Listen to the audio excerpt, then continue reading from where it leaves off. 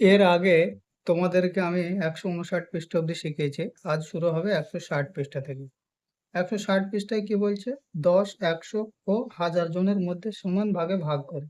আমার কাছে একটি ফিতে আছে, কিন্তু আমরা 10 জন কিভাবে 10 জনকে সমান ভাগে ভাগ করে দেব? ঠিক আছে, তাহলে এখানে কি বোঝাতে চেয়েছে? খাতার দিকে দেখো, যদি একটা ফিতে থাকে, একটা ভাগ 10, ঠিক আছে, একটা ফিতে 10 জনকে ভাগ করতে হবে। তাহলে এটা কিভাবে করবে?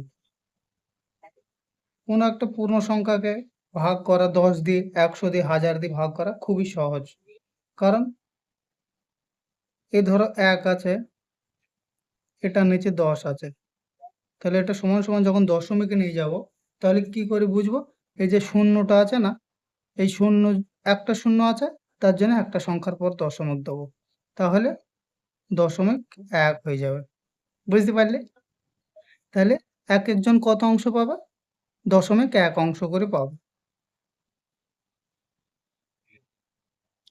ঠিক আছে, ঠিক এইভাবে যদি 4কে ভাগ করে, 4কে 10 দিয়ে ভাগ করে, তাহলে কত হবে? 0.4 অংশ। যদি 4কে 100 দিয়ে ভাগ করে, তখন কি করব? তখন কি করব? তখন 100 দিয়ে যদি ভাগ করে, দুটো সংখ্যার পর দশমিক দিতে হবে। কিন্তু এখানে তো 4/100, এখানে তো একটাই সংখ্যা আছে, দুটো সংখ্যা কি কোথায় পাবো? তার জন্য একটা সামনে শূন্য নিয়ে নেওয়া। ঠিক আছে, শূন্য নিয়ে তারপরে দুটো সংখ্যা করে নেবা, এই দুটো সংখ্যার পর দশমিক দেওয়া, তাহলে এটা হয়ে যাবে 0.04। ঠিক আছে, আবার যদি বলে 4কে 1000 দিয়ে ভাগ করো, তাহলে কি করবে?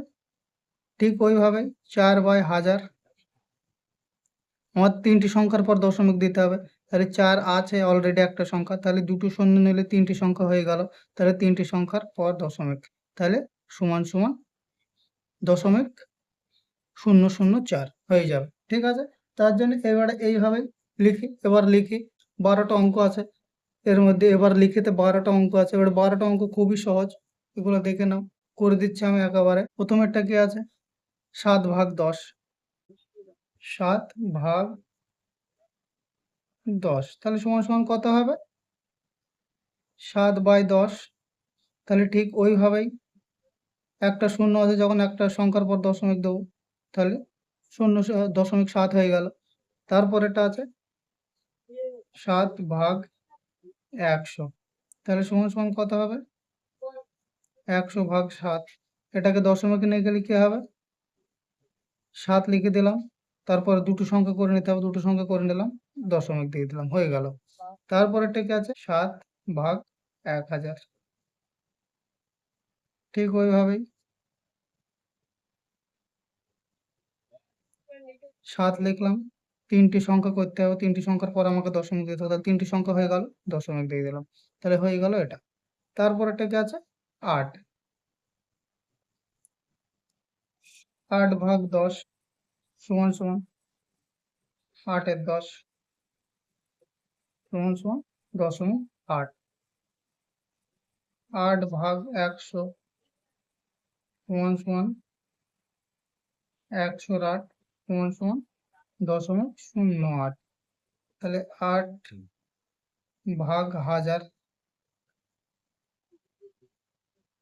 8/1000 সমান সমান 0.008।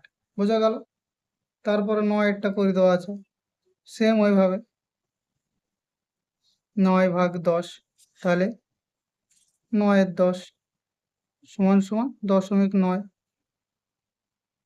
9/100 সমান সমান 9/100 সমান সমান 0.09। তাহলে 9/1000 সমান সমান 1000/9 সমান সমান 0.009। এবারে 5-এরটা তোমরা নিশ্চয়ই পারবা, 5-এরটা তোমরা নিজেরা করে নিও। ঠিক আছে, 5-এরটাও ঠিক ওইভাবে হবে। এবারটা, এটা তো পূর্ণ সংখ্যাকে ভাগ করলাম, কিন্তু 11কে 10 দিয়ে কিভাবে ভাগ করবো? 11কে 10 দিয়ে কিভাবে ভাগ করবো? ঠিক ওইভাবেই করব।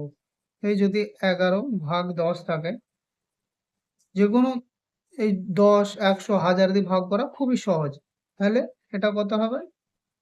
11/10। তাহলে সেম ওই পদ্ধতিতেই করব। একটা শূন্যর পর দশমিক দেবো। 11 লিখলাম, একটা শূন্য আছে, একটা সংখ্যার পর দশমিক, তাহলে 1.1 হয়ে গেল। বোঝা গেল? যদি 100 দিয়ে ভাগ করে তখন কি হবে? 11কে ভাগ যদি 100 দিয়ে করি তাহলে ওইভাবেই হবে। 11/100 সমান সমান দুটো সংখ্যার পর দশমিক দেবো, তাহলে 11 হয়ে যাবে। দুটো সংখ্যার পর দশমিক, এখানে দশমিক চলে আসবে, তাহলে 11. তাহলে 1000 দিয়ে যদি ভাগ করে, 11কে 1000 দিয়ে যদি ভাগ করে,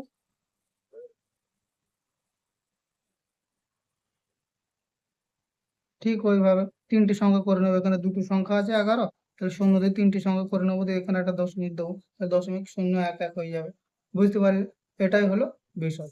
এইভাবে এবার 12কে 10 দিয়ে ভাগ করতে বলেছে, তাহলে একইভাবে 12কে যদি 10 দিয়ে ভাগ করে কত হবে?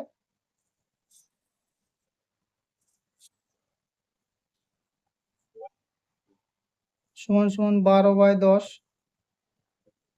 এটাকে সমান সমান করলে একটা সংখ্যার পর দশমিক হবে, তাহলে 12.2, এর মাঝখানে দশমিক হলো, তাহলে 1.2 হলো উত্তর। তারপর যদি এটাকে 100 দিয়ে ভাগ করে,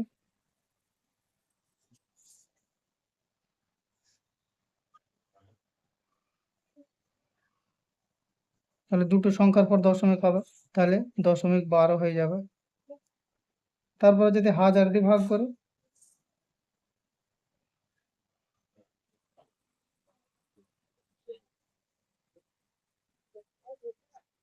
তিনটি সংখ্যার পর, তাহলে তিনটি সংখ্যা নেই মানে একটা শূন্য নিয়ে নেবো, এখানে দশমিক দিয়ে দেবো, হয়ে গেল। তারপরে এগুলো এবার সব তোমরা নিজেরা করতে পারবা। লাস্ট এটা করে দিচ্ছি, 293, দেখো 293/10, তাহলে সমান সমান কত হবে? 293/10, তাহলে একটা সংখ্যার পর, তাহলে 29.3 হয়ে যাবে। তাহলে এবার 293কে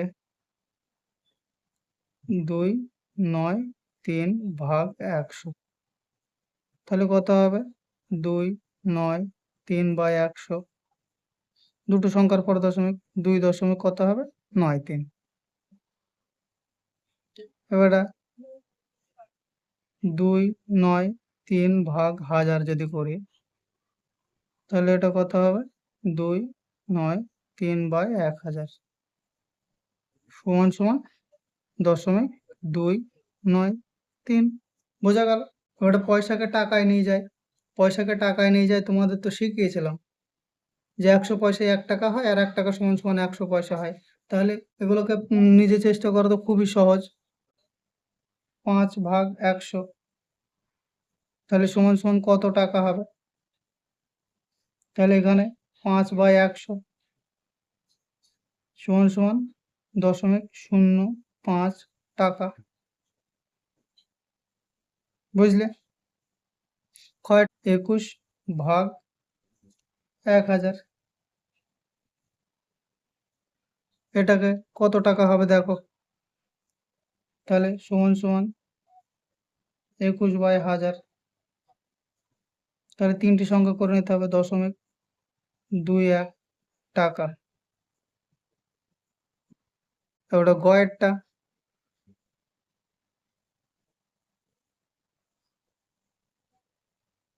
ভাগ 100 সমান সমান 6/7, তাহলে 0.67 টাকা। তারপরে ঘয়েরটা দেখো, 72/10, তাহলে সমান সমান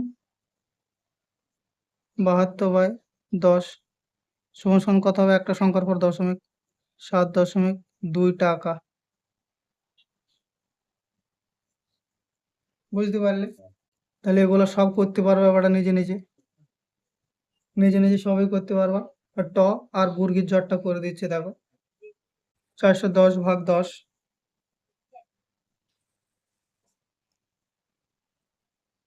সমান সমান কত হবে? 410/10 10। তাহলে একটা সংখ্যার পর দশমিক দিলে কি হবে? 41.0 টাকা। বর্গের জটা দেখো কত? 900 ভাগ 1000।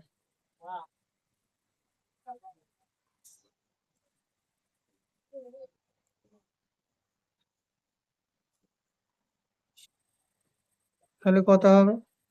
0.900 টাকা হয়ে গেল। তারপরে দুয়েরটা দেখো কি বলছে। দুয়েরটা বলছে 44 পয়সা সমান সমান কত টাকা?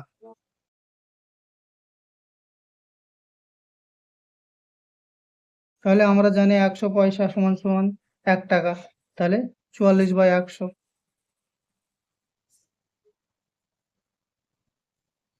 তাহলে এটাকে সমান সমান করে দুটি সংখ্যার পর দশমিক, 44 টাকা। 75 পয়সা সমান সমান ক টাকা? তাহলে 75/100 সমান সমান 0.75 টাকা।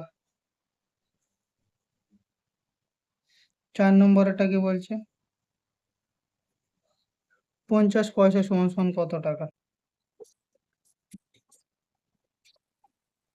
তাহলে 50/100 সমান সমান 0.50 টাকা। তারপরে বলে যে 90 পয়সা সমান সমান ক টাকা? 5-এরটা।